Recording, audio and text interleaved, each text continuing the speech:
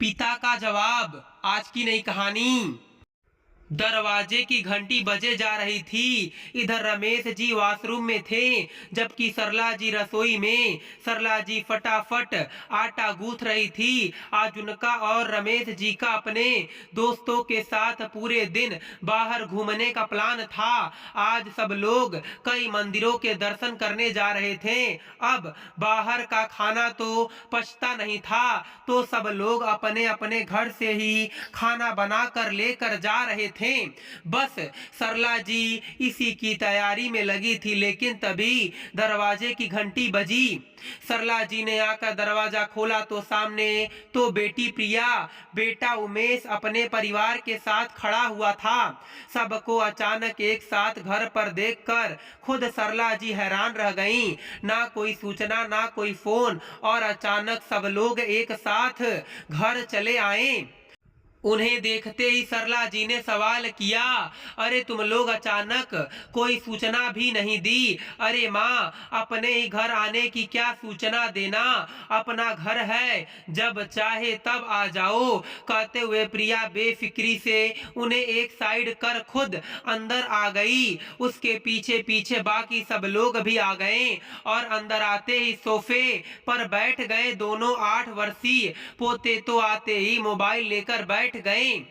यह देखकर सरला जी ने कहा, अरे पर खबर तो कर देते तुम लोग। अरे माँ जी, क्या आप भी एक ही बात लेकर बैठ गई हो? आप लोगों को ऐसा कौन सा काम होता है जो आपको पहले से खबर दें? काम तो हम लोगों के पास होता है, कैसे हम लोग टाइम निकालते हैं, हमारा ही दिल जानता है। उमेश की पत्नी राधिका ने कहा, अरे माँ, वैसे खुशबू बड़ी अच्छी आ रही है, क्या स्पेशल बना रही हो? अचानक उमेश ने सवाल किया। हाँ, यह बात तो है, खुशबू तो बड़ी अच्छी आ रही है। वैसे कुछ भी कहो, अपनी माँ के हाथ में जादू है, जरूर कुछ बढ़िया बना रही है। माँ प्रिया ने कहा, हाँ तो जो भी बना रही हो माँ, उसकी क्वांटिटी ज्यादा कर लो। आज हम पूरे दिन यहीं पर लंच डिनर सब यहीं करके जाएंगे। उमेश हंसते हुए बोला, पर बेटा आज तो हमारा बाहर जाने का प्रोग्राम था, अभी 2 घंटे बाद हम लोग यहाँ से निकल जाएंगे। सरला जी ने कहा, क्या माँ, हम तो घर पर आए हैं और आप बाहर जाने की कह रही हो? आज का प्रोग्राम कैंसिल कर दो, प्रिया ने कहा। और क्या माँ, इससे ज्यादा आपका बाहर घूमने का प्रोग्राम जरूरी है क्या? आखिर आपका परिवार है, आपकी पहली प्राथमिकता है। जब जल्दी से अपने हाथों से कुछ बनाकर खिला दो, बहुत भूख लग रही है। हमने तो आज नाश्ता भी नहीं किया, सोचा आपके पास ही आकर करेंगे, उमेश ने कहा। सुनकर सरला जी कुछ कह नहीं पाई। सरला जी के 2 बच्चे थे, बड़ी बेटी प्रिया और छोटा बेटा उमेश। दोनों ही शादीशुदा थे और अपने अपने परिवार के साथ खुश थे, और दोनों ही इसी शहर में रहते थे। पहले उमेश और राधिका रमेश जी और सरला जी के साथ ही रहते थे, लेकिन बुजुर्ग माता पिता की सेवा करने में उमेश और उसकी पत्नी राधिका को बड़ा रोना आता था। पर फिर भी दोनों जैसे तैसे रह रहे थे, क्योंकि बच्चे अभी छोटे थे। अभी बच्चों को संभालने के लिए उन्हें रमेश जी और सरला जी की जरूरत थी।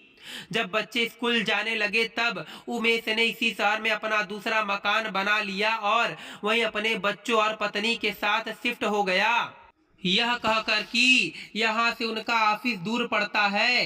हालांकि रमेश जी और सरला जी सब जानते थे, इसलिए वह दोनों चुप रह गए। आखिर में घर का माहौल खराब करने का कोई फायदा नहीं, पर उनके दोनों बच्चों की ही बड़ी खराब आदत थी। उनका जब मन करता वो लोग यहाँ आ जाते। हालांकि इसके लिए कोई मना भी नहीं थी, लेकिन अपने हर काम फिर वह सरला जी से ही करवाते। उस दिन तो वो लोग सोफे पर से उठते ही नहीं थे। सबके लिए हॉलीडे होता, लेकिन सरला जी का काम तो और बढ़ जाता। और सबसे बड़ी दिक्कत होती थी कि बिन बताए ही चले आते थे। कई बार उन लोगों के कारण रमेश जी और सरला जी को अपने प्रोग्राम कैंसिल करने पड़े थे। अभी पिछली बार की बात है, रमेश जी और सरला जी का अपने दोस्तों के साथ बाहर जाने का प्रोग्राम था। तब भी उमेश और प्रिया अचानक से घर पर आ गए थे और उन्हें अपना प्रोग्राम कैंसिल करना पड़ा था। उस दिन भी सरला जी सुबह से रसोई में अकेली लगी हुई थी, लेकिन मजाल है कि बहू तो छोड़ो, बेटी भी उठकर रसोई में आई हो। पूरे दिन भर वो लोग घर पर ही रुके थे, नई नई चीजों की डिमांड कर रहे थे और सरला जी उन्हें बनाकर खिला रही थी। अब सब सामान घर पर हो यह भी जरूरी नहीं है। रमेश जी को ही बाजार से सामान खरीदने जाना पड़ रहा था। रमेश जी ने उमेश को कहा, बेटा क्या बुढ़ापे में मुझे परेशान कर रहा है, तुम खुद जाकर सामान ले आओ। क्या पापा आपको हमारा आना अच्छा नहीं लगता क्या? कभी कभी तो आते हैं यहाँ पर, उसमें भी आप काम बता रहे हो और फिर हम माँ से ही तो डिमांड करेंगे। आखिर हमारी पसंद का खाना बनाती है वो, परिवार इसी को तो कहते हैं। उमेश ने बिगड़ते हुए कहा, मुझे लगता है बाबूजी को हमारा आना बिल्कुल अच्छा नहीं लगता। एक तो हम समय निकाल कर आपसे मिलने के लिए आते हैं और उसमें भी आप हमारे साथ ऐसा व्यवहार करते हैं। तब राधिका बीच में ही बोल पड़ी थी। यह सुनकर सरला जी ने रमेश जी को चुप रहने के लिए इशारा किया। यह देखकर रमेश जी खुद ही बाजार चले गए थे।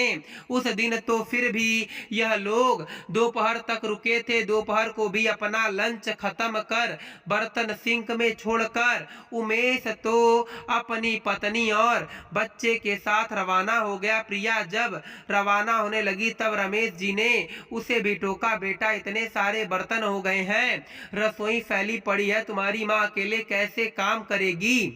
तुम्हें पता है ना वह बीमार रहती है, थोड़ी सी उसकी मदद कर दो।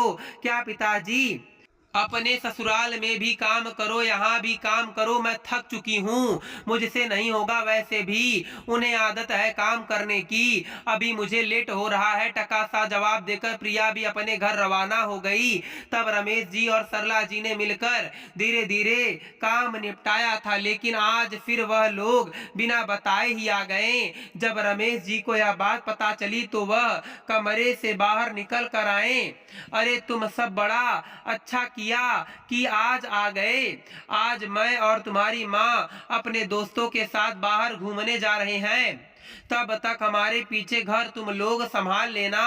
फिर सरला जी को बोले, अब सरला तुम भी तैयार हो जाओ, अब तुम्हारी बेटी बहू सब आ चुकी हैं, यह लोग खाना तैयार कर देंगी, अब तुम जल्दी करो। उनकी बात सुनकर एक पल के लिए तो सबकी बोलती बंद हो गई। फिर प्रिया बोली, पिताजी कहाँ जा रहे हो आप लोग?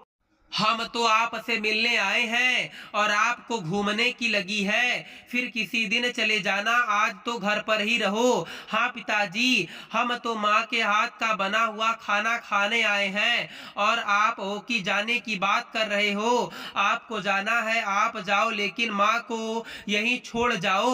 उमेश ने कहा, बेटा तुम्हारी पत्नी भी तो बहुत अच्छा खाना बनाती है, आज खाना वो बना देगी, राजेश जी ने कहा।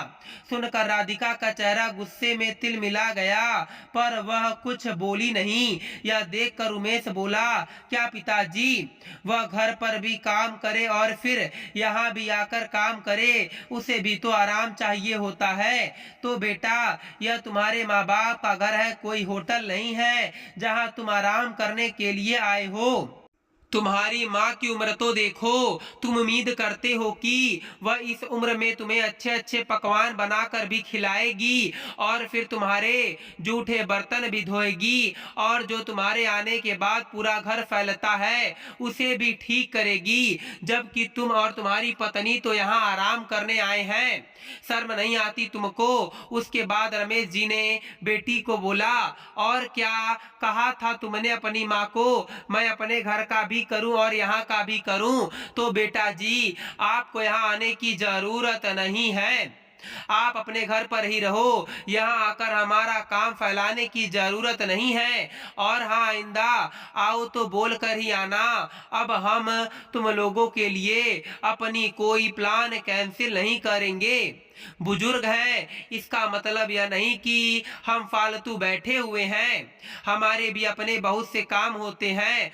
और अब घर पर रुके हो तो अपना काम खुद कर लेना, और जा रहे हो तो जल्दी रवाना हो जाओ, ताकि हम टाइम से रवाना हो सकें। आखिर रमेश जी की खरी खोटी सुनकर राधिका और उमेश तो तुरकते हुए अपने बच्चों को लेकर अपने घर रवाना हो गए, और फिर बेटी प्रिया भी चुपचाप घर के लिए निकल गई। दोस्तों, मैं उम्मीद करता हूँ कि आपको यह कहानी पसंद आई होगी। फिर मिलेंगे आपसे अगली कहानी में। आप सभी का धन्यवाद।